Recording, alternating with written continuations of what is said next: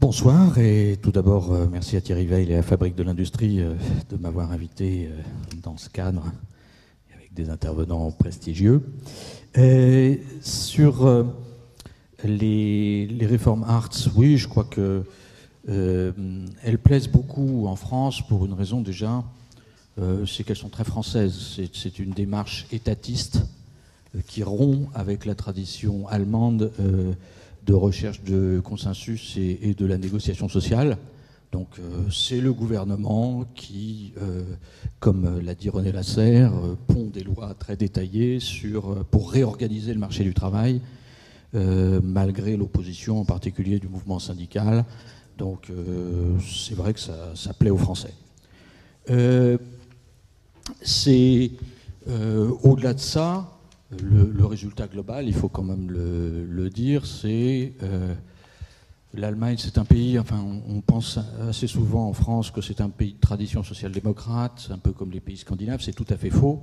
C'est un pays conservateur qui a été géré quasiment tout le temps par des conservateurs.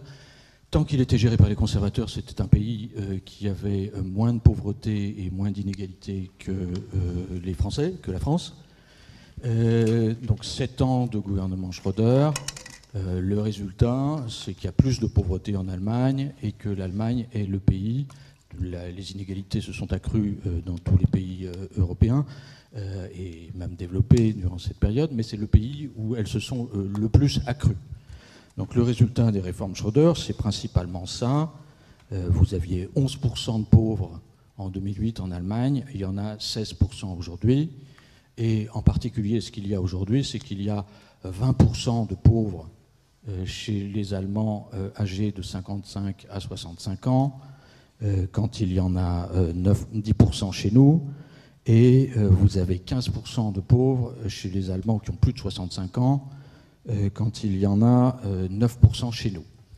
Donc c'est ça le principal résultat des réformes Hartz et de l'évolution qu'ont connue la répartition des revenus en Allemagne suite à ces réformes. L'autre résultat, c'est un affaiblissement considérable de ce que je crois être un des points forts majeurs de l'économie allemande, à savoir justement sa tradition de concertation, de négociation sociale très poussée. Donc les réformes Hartz ont multiplié les statuts d'emploi précaires, donc en particulier les mini-jobs, mais sur les mini-jobs j'y reviendrai.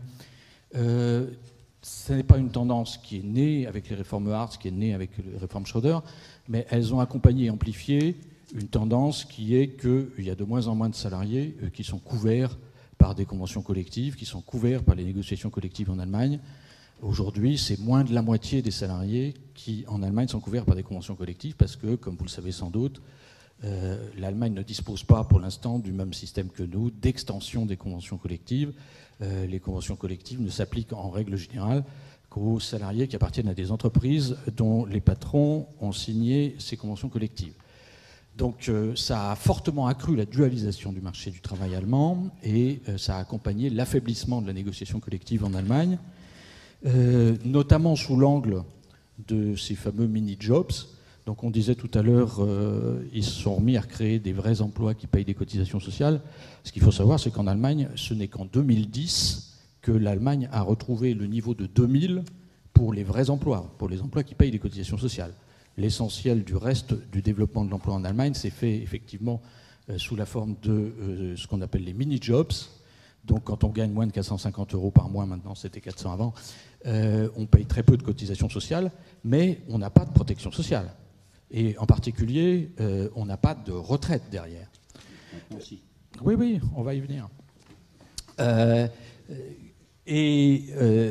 Donc ce qu'a fait les réformes Schröder en développant ce type d'emploi en particulier, c'est aussi de créer des problèmes majeurs pour le futur de l'Allemagne, en particulier pour le problème des retraites. Donc ces 7,5 millions de personnes, une partie d'entre elles cumulent avec d'autres emplois, mais il y en a 5 millions qui ne font que ça, qui ne sont que dans une structure de mini-jobs.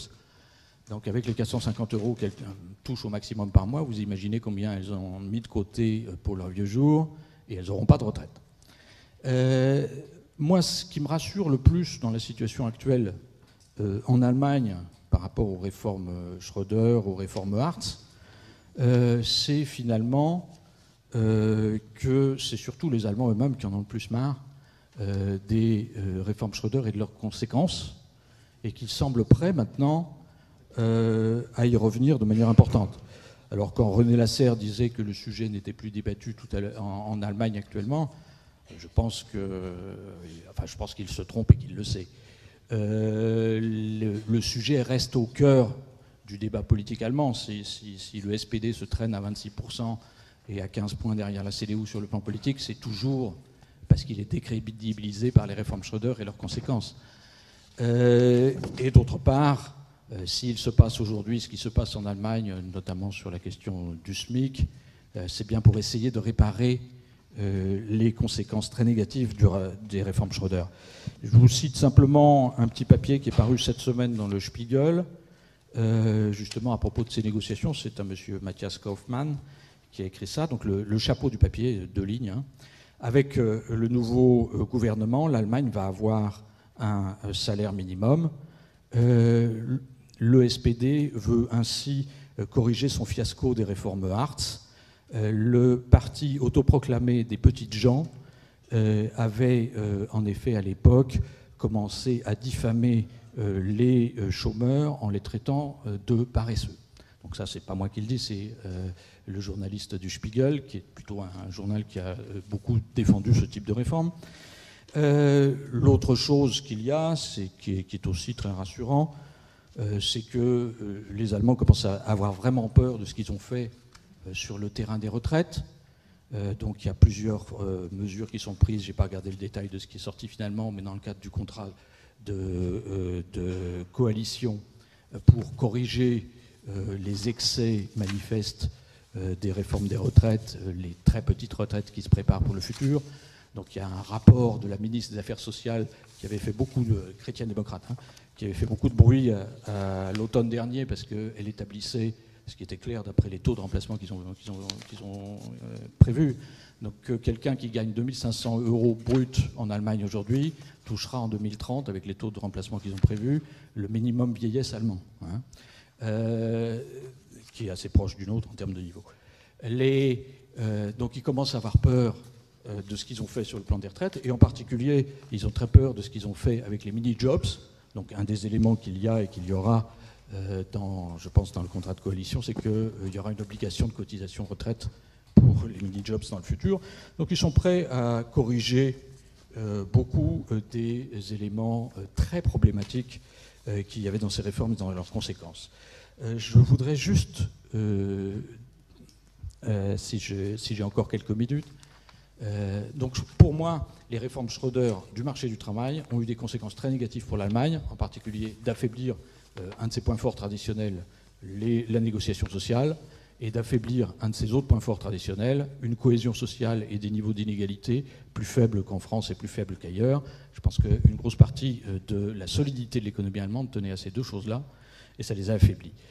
Pour autant, il est clair, et c'est évident, et je ne le conteste absolument pas, que l'économie allemande s'est mieux tirée après le départ de Schröder que l'économie française, à la fois de la crise, mais même avant la crise.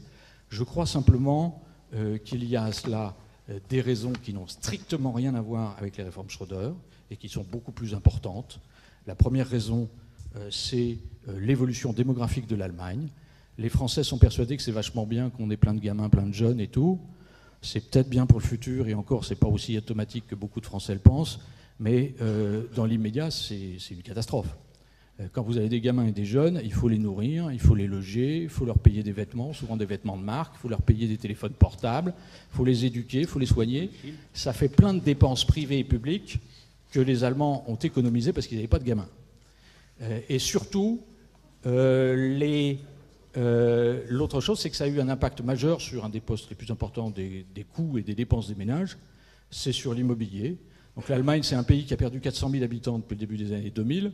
Ils en ont perdu plus parce qu'ils se sont rendus compte qu'ils en avaient perdu 1,5 million de plus, ils ne savent pas bien quand et où, mais c'est un pays qui a perdu au moins 400 000 habitants depuis les années 2000, début des années 2000. La France, c'est un pays qui en a gagné 4,9 millions.